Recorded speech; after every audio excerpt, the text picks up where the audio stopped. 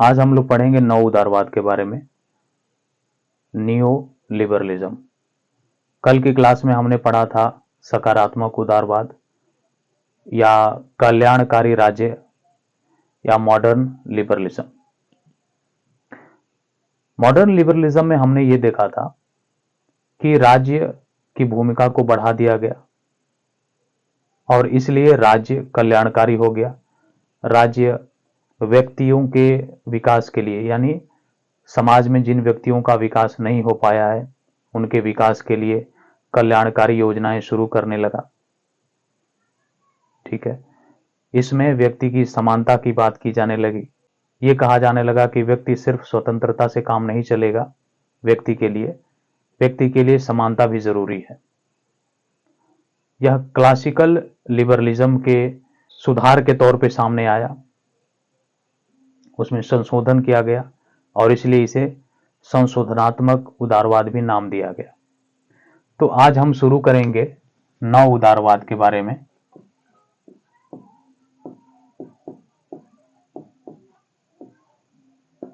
English में कहते हैं नियो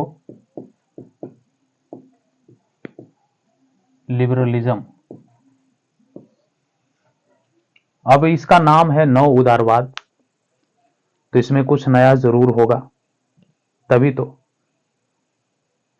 देखिए, कई बार हम कंफ्यूज हो जाते हैं,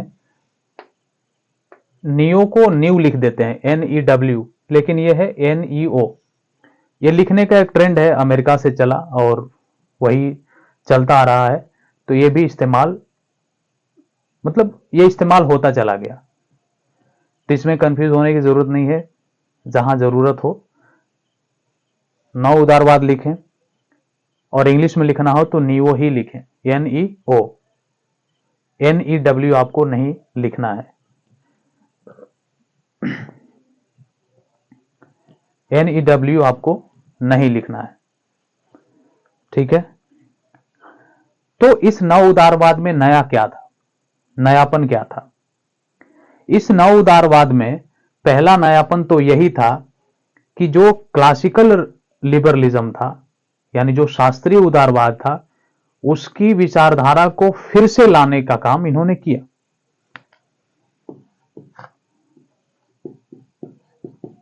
शास्त्रीय उदारवाद की विचारधारा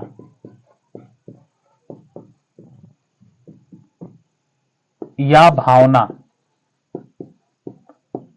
भावना को पुनः स्थापित करना। शास्त्रीय उदारवाद की विचारधारा या शास्त्रीय उदारवाद की मूल भावना क्या थी?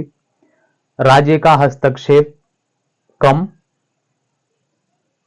सिर्फ सुरक्षा मामले राज्य के अधिकार क्षेत्र में होंगे, यानी राज्य एक प्रहरी या चौकीदार के तौर पे काम करेगा। व्यक्ति स्वतंत्र है, व्यक्ति के जीवन में किसी भी तरह का बाधा नहीं होना चाहिए, राज्य का इंटरफेरेंस नहीं होना चाहिए। व्यक्ति स्वतंत्र रहेगा तो अपना विकास कर लेगा, ठीक है। उसके अलावा यह बात की गई कि यह एक मध्यम वर्ग के विचारधारा के तौर पर उभरा, पूंजीपति वर्ग के विचारधारा के तौर पर उभरा। लेकिन इसको क्लासिकल लिबरलिज्म को काउंटर किया सकारात्मक उदारवादियों ने। उन्होंने कहा नहीं, राज्य की भूमिका बढ़नी चाहिए, सिर्फ स्वतंत्रता से काम नहीं चलेगा, मजदूरों का उत्थान नहीं हो पा रहा है, सिर्फ मुट्ठी भर पूंजीपतियों का उत्थान हो रहा है। तो इसलिए समाज में जो भी लोग हैं वो समान हैं, तो इसलिए समानता ज्यादा महत्वपूर्ण हो गई सकारात्मक उदारवादियों में। लेकिन ये फिर से स्वतंत्रता को प्रमोट करना शुरू किए और समानता को इन्होंने गौड़ रखा। मतलब इनके लिए प्राइमरी क्या हुआ? स्वतंत्रता प्रमुख, समानता गौड़। गौड़ मतलब द्वितीयक। एक नव उदारवादी थे, हेयक नाम था उसका। हेयक ने कहा कि समानता और स्वतंत्रता दोनों एक साथ एग्जिस्ट ही नहीं कर सकती, दोनों बिल्कुल अलग चीज है। हेयक ने, इन्होंने एक किताब लिखी द रोड टू सर्फडम 1944 में, और इन्होंने कहा कि स्वतंत्रता और समानता विरोधी हैं। कैसे विरोधी हैं? जैसे एक एग्जाम्पल लेकर के हम समझते हैं। हम दो लोग हैं, मैं हूं, एक आप है। अब हम दोनों एक साथ समाज में रहते हैं। मेरे अंदर स्किल है, मेरे अंदर योग्यता है, एबिलिटी है, और मैं उस एबिलिटी को इस्तेमाल कर करके काम कर रहा हूं, यानी अपना विकास कर सकता हूं, उद्योग धंधे लगा सकता हूं, व्यापार कर सकता हूं। लेकिन आपके अंदर एबिलिटी नहीं है, आप उद्योग धंधे नहीं लगा सकते। लेकिन हम दोनों अगर समानता की बात करें तो फिर कैसे हम समान हो सकते, है ना? स्वतंत्रता तो हमें दोनों को है। आपको भी मौका मिला है काम करने का, हमें भी मौका मिला, हम आगे बढ़ गए, आप वहीं के वहीं हैं। तो फिर कोई कहे कि हम दोनों समान होंगे, समान कैसे होंगे? ठीक है, तो स्वतंत्रता और समानता दोनों विपरीत बातें हैं। और सकारात्मक उदारवादी ये कहते थे कि जिनके पास पूंजी है, यानी सकारात्मक उदारवादियों के हिसाब से अगर मैं पैसा कमा रहा हूं और आप गरीब हैं, तो मेरे ऊपर टैक्स लगा करके सरकार ले लेगी टैक्स, और उस टैक्स से आपके लिए कल्याणकारी काम करेगी, यानी आपकी भी सोशल अपलिफ्टिंग हो जाए, आप ही समाज में आगे आ जाएं। लेकिन नव उदारवादियों ने कहा कि यह तो गलत है।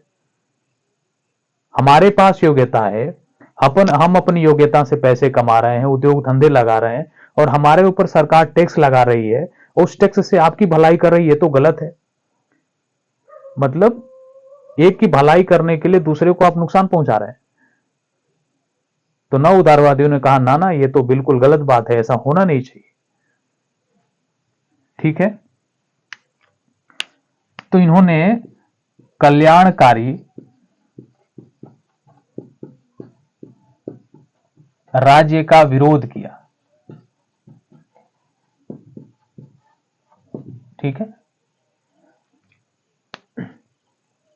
यहां तक तो बात समझ में आई कि शास्त्रीय उदारवाद की भावना को इन्होंने फिर से स्थापित किया। लेकिन इनकी कुछ कुछ बातें ऐसी आई सामने नव उदारवादियों की, जिससे ये शास्त्रीय उदारवादियों से 10 कदम आगे चले गए। इन्होंने कहा कि समाज में जितनी भी संस्थाएं हैं जो व्यक्ति के ऊपर या उसकी सोच के ऊपर किसी ना किसी रूप में प्रतिबंध लगाती हैं, उन सारी संस्थाओं को समाप्त कर दो। ऐसी संस्थाएं होनी नहीं चाहिए। व्यक्ति एकदम स्वतंत्र आदमी है, स्वतंत्र प्राणी है, अपना विकास स्वतंत्रता में करेगा।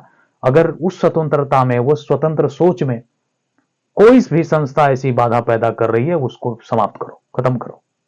फिर ये क्या कहे? जाति, धर्म, रीति रिवाज, इन सबको भी खत्म करो। मैं मिटा देता हूं इसको। व्यक्ति के सोच पर प्रतिबंध लगाने वाली, और प्रतिबंध ऐसा नहीं हो कि डायरेक्ट है, इनडायरेक्ट भी अगर कोई प्रतिबंध लग रहा है, उसको खत्म करो। सीधे या अप्रत्यक्ष रूप से।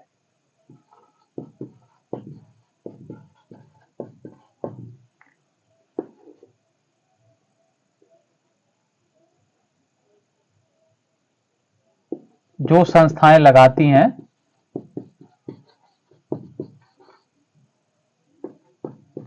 समाप्त करो। ठीक है, जाति, धर्म, रीति रिवाज समाप्त। इनके अनुसार जाति धर्म रीति रिवाज सब खत्म करो, ये बेड़िया नहीं चाहिए, आदमी एकदम मुक्त होना चाहिए। और जब ये सारी बातें कहने लगते हैं कि संस्थाएं भी खत्म होनी चाहिए जो डायरेक्टली इनडायरेक्टली व्यक्ति की सोच पर प्रतिबंध लगाती हैं, जाति धर्म रीति रिवाज खत्म होना चाहिए, तो ये शास्त्रीय उदारवादियों से 10 कदम आगे चले जाते, क्योंकि शास्त्रीय उदारवादियों ने सिर्फ स्वतंत्रता की बात की कि भाई व्यक्ति स्वतंत्र है, उसे स्वतंत्र उद्योग धंधे लगाने दो, काम करने दो, खुला छोड़ दो, वो अपना विकास कर लेगा, इन सब की बात नहीं की।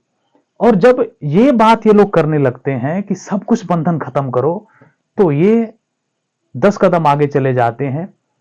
और कुछ कुछ लोग तो ये भी बोल देते हैं कि नहीं, राज्य की भूमिका सुरक्षा मामलों में भी नहीं होनी चाहिए।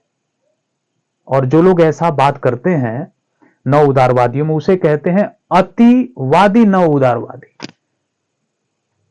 अतिवादी नव उदारवादी क्या कहे कि सुरक्षा मामलों में भी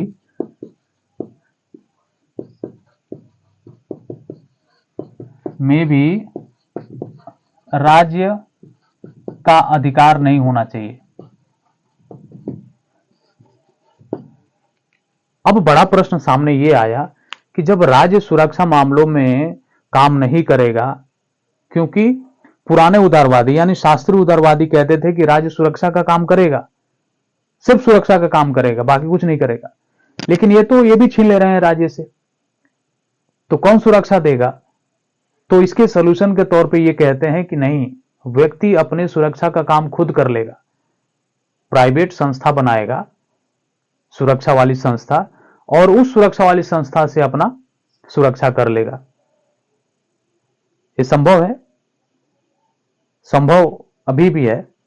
जैसे आप देखते हैं जितने भी सिक्योरिटी एजेंसियां हैं ना, हिंदुस्तान में हमारे देश में बहुत सारी सिक्योरिटी एजेंसियां हैं, वो क्या करती हैं, कंपनियों में ऑफिसेस में जो बाउंसर आते हैं वो भी किसी ना किसी सिक्योरिटी एजेंसी के थ्रू ही आते हैं। जो इवेंट में बाउंसर का काम करते हैं वो भी तो सुरक्षा का ही काम कर रहे हैं ना। सलमान खान का जो बॉडीगार्ड है शेरा, वो कौन है और कहां से आया? शेरा की खुद की एक सुरक्षा एजेंसी है और खुद सलमान खान को प्रोटेक्ट करता है, वो तो कोई सरकारी बॉडीगार्ड है नहीं। रोनित रॉय एक आर्टिस्ट हैं, आप उनके बारे में भी जानते होंगे, उनकी भी सिक्योरिटी एजेंसी है।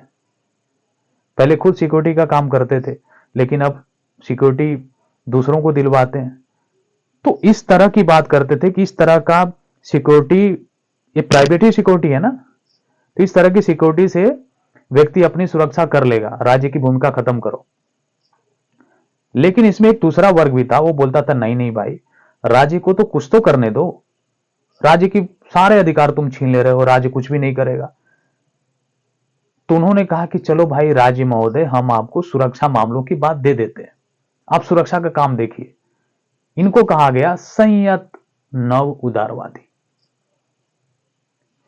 इनको कहा गया संयत नव उदारवादी। नव उदारवादी राज्य को सुरक्षा का काम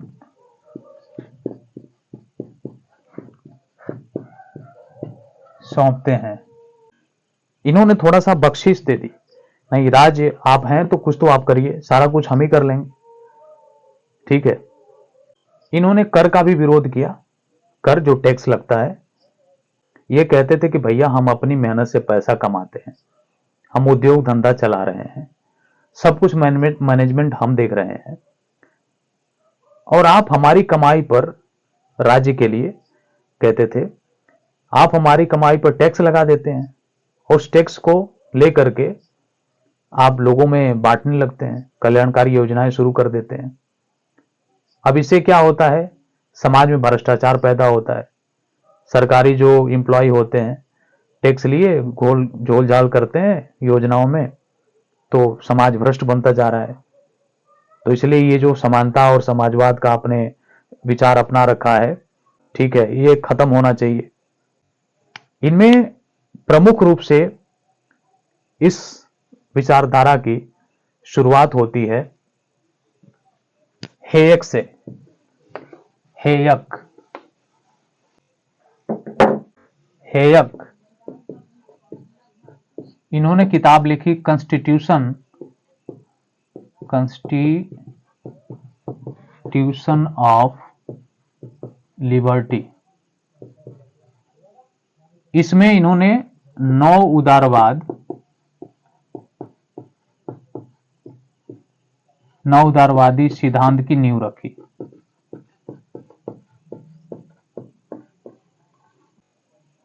और 9 उदारवादी सिद्धांत की नींव रखते हुए इन्होंने ही ये बात की कि व्यक्ति की योग्यताएं अलग अलग होती हैं। कुछ व्यक्ति अपनी योग्यता से, अपनी स्किल से अच्छा काम कर रहा है तो उसे परेशान नहीं किया जाना चाहिए। जिनके पास योग्यता, स्किल नहीं है उनको वैसे ही रहने दो, वो भी कुछ करें भाई, ठीक है। अब इनकी इस विचारधारा को एक थे मिल्टन फ्रीडमैन, मिल्टन फ्रीडमैन, इनका ये जो सिद्धांत था 9 उदारवाद का, इसे आगे बढ़ाया। फिर इसके बाद तीसरे नंबर पे आए नॉजिक, नॉजिक। फिर आए इजिया बर्लिन, या बर्लिन। एक और हैं टाकविले और लॉर्ड एक्टन।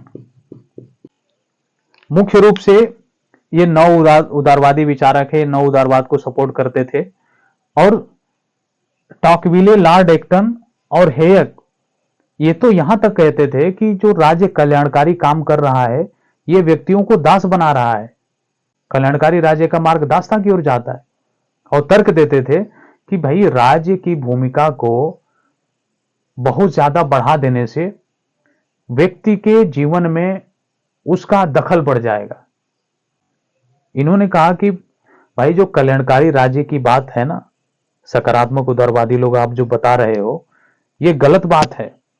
कल्याणकारी राज्य की जो बात है, जो भावना है, ये दासता की ओर जाता है, ये लोगों को दास बना रहा है, लोगों की स्वतंत्रता छीन रहा है। आप जरा सोचिए, राज्य सब कुछ करने लगे तो जब सब कुछ करने लगेगा तो हमारी स्वतंत्रता तो छीनेगी ना। और जब आदमी की स्वतंत्रता छीन जाएगी यानी वो दास है।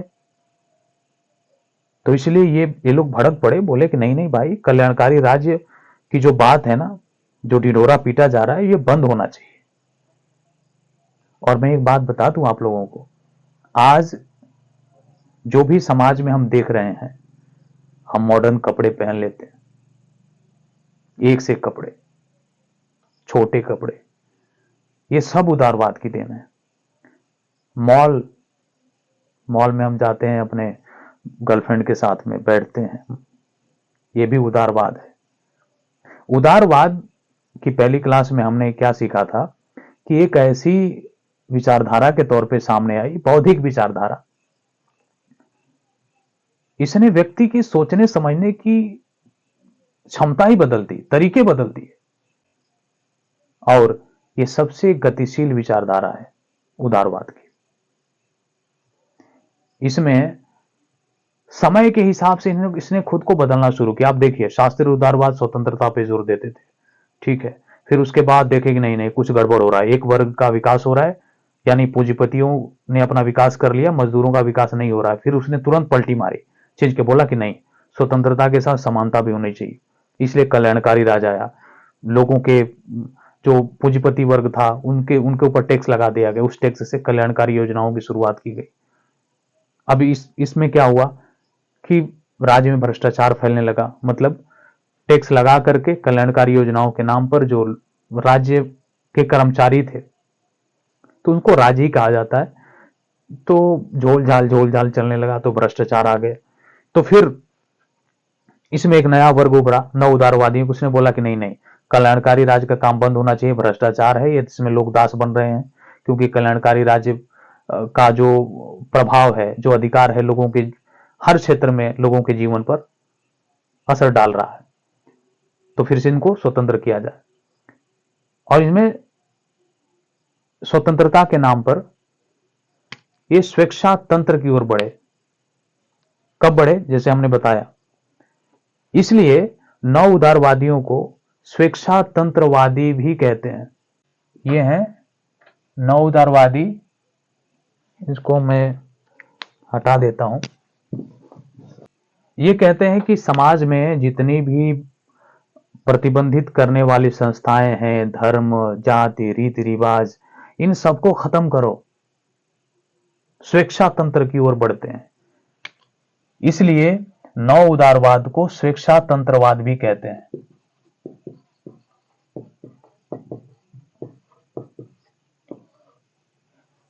अंग्रेजी में कहते हैं लिबर्टेरियन।